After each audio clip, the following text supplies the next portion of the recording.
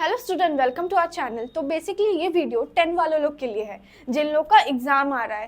तो ये वीडियो से उन लोग का मार्क्स और बूस्ट हो सकता है। तो ये वीडियो अच्छे से देखें, ध्यान से देखें और सभी पॉइंट को समझो कि क्या कहना चाह रही है, किससे आपका मार्क्स बढ़ेगा। ठीक है, तो आइए देखते हैं क्या। तो पहला पॉइंट ये है कि हम लोग को सबसे पहले एनसीईआरटी पे फोकस करना होगा, क्योंकि कुछ बच्चे एनसीईआरटी को इग्नोर करते हैं और डायरेक्ट प्राइवेट बुक्स उठा के पढ़ने लगते हैं। बट नहीं, हम लोग का पेपर में एनसीईआरटी ठीक है ये मेन है, क्योंकि 90% जो कॉपी में आता है, जो क्वेश्चन पेपर में आता है, वो एनसीईआरटी पे ही होता है, एनसीईआरटी बेस्ड ही होता है। और ये जो 10% जो बच गया रिमेनिंग, वो लॉजिकल क्वेश्चन रहता है कि आप किस टॉपिक से कितना समझे हो, वो टॉपिक आप कितना लॉजिक बेस किए हो, उस हिसाब से रहता है। और 90% एकदम 90% आप पेपर में जो देखेंगे वो एनसीईआरटी बेस ही रहता है।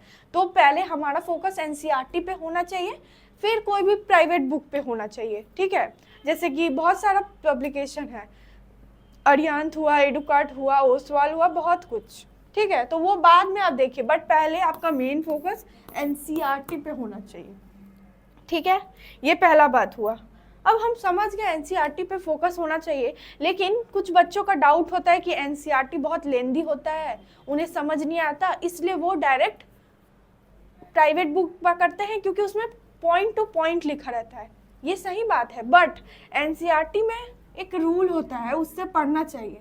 ठीक है, वो इजी होता है, WWH। ठीक है, W का क्या मतलब है, व्हाट, फिर वाई, फिर एच से हाउ। ठीक है, कोई भी टॉपिक पढ़ो ना, कोई भी टॉपिक, एनसीईआरटी का बुक खोलो, उसमें देखो कोई भी टॉपिक, तो उसमें पहले देखो वो टॉपिक एक बार रीड करो। ठीक है, फिर पूछो उसमें व्हाट कहना क्या चाह रहा है, फिर वो ऐसा क्यों हो रहा है, वाई, फिर वो हो कैसे रहा है, हाउ कैसे वो चीज़ हो रहा है। तो अगर आप कोई भी टॉपिक से ये 3 चीज़ कर लेंगे ना, तो आपका आराम से एनसीईआरटी हो जाएगा, और कुछ ज़रूरत ही नहीं है, बस ये 3 चीज़ समझिए। ठीक है, एक ये हुआ। फिर तीसरा पॉइंट ये हुआ कि लोग बच्चे ना बहुत टालते हैं कि आज नहीं पढ़ेंगे, कल पढ़ेंगे, शाम में पढ़ेंगे, दोपहर में पढ़ेंगे। तो ये जो चीज़ है ना, ये हमें कम करना होगा। और आजकल के बच्चे तो फ़ोन से इतना डिस्ट्रैक्ट हो रहे हैं, दिन भर बस reel reel reel, YouTube shorts, ये सब से कुछ नहीं होगा। आप लोग का बोर्ड जा रहा है, आप लोग को थोड़ा सीरियस होना पड़ेगा। आप एक बार एग्ज़ाम दे लो, एक बार पढ़ लो, फिर आराम से चलाते ना रहो। ऐसा भी नहीं बोल रहे कि दिन भर पढ़ते रहो। कुछ टाइम, कुछ दिन में स्लॉट, आप कुछ सुबह में 3 स्लॉट, शाम में 3 स्लॉट, रात में 3 स्लॉट, ये स्लॉट आपका रहना चाहिए, 3 स्लॉट। ठीक है, उसमें आप बस एकदम कॉन्सेंट्रेट होके पढ़ो। ज़्यादा फ़ोन का डिस्ट्रैक्शन है तो फ़ोन अपनी मम्मी को जाके दे दो, वो कभी नहीं देगी आपको फ़ोन। अगर आप उनको बोल दो कि हम जब तक नहीं पढ़े आप मेरे को फ़ोन मत देना, तो वो कभी नहीं देने वाली आपको। ठीक है, तो ऐसा करो। फिर चौथा बात होता है कि आप पेपर में लिख, आप बहुत पढ़ लिए बट आपको याद नहीं रह पाता है, आप एग्ज़ाम हॉल में जाके डर से भूल जाते हो, ओवर थिंक करने लगते हो। तो ये सब चीज़ ना करें। ठीक है, ये सब चीज़ कैसे ठीक होगा, आप बार बार रिवीजन करो, वो चीज़ बार बार रिवीजन पढ़ो। एक बार जो रात में पढ़ लिया, जो रात में दिन भर पढ़ा, उसको सुबह पढ़ लो। जो सुबह पढ़ा वो सोने से पहले एक बार रिवाइज कर लो, फिर सो के उठो एक बार रिवाइज कर लो। जितना रिवीजन करोगे ना, उतना आप अच्छे से पेपर में जाके लिख पाओगे। ठीक है, और पांचवा टिप्स ये है कि आप पेपर को कैसे रिप्रेजेंट कर रहे हो, कितना सुंदर से आप दिखा रहे हो।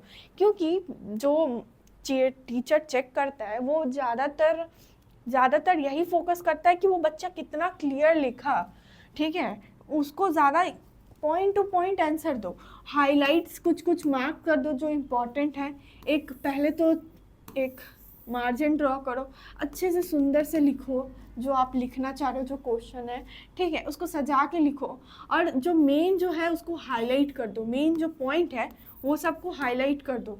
क्योंकि टीचर लोग का बहुत पेपर चेक करना होता है, जितना आप इजी उन लोग को चेक करने के लिए दोगे वो उतना फ्लुएंट आपको मार्क्स देगा कि हाँ चलो बच्चा एफर्ट्स लगाए, जल्दी जल्दी मार्क्स देता।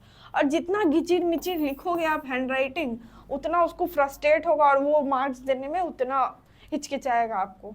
ठीक है, तो यही कुछ टिप्स को फॉलो करो जिससे आपका एग्ज़ाम और अच्छे से जा सके। तो best of luck board exam, अच्छे से एग्ज़ाम दो, स्टे हेल्दी। ठीक है, थैंक यू, बाय।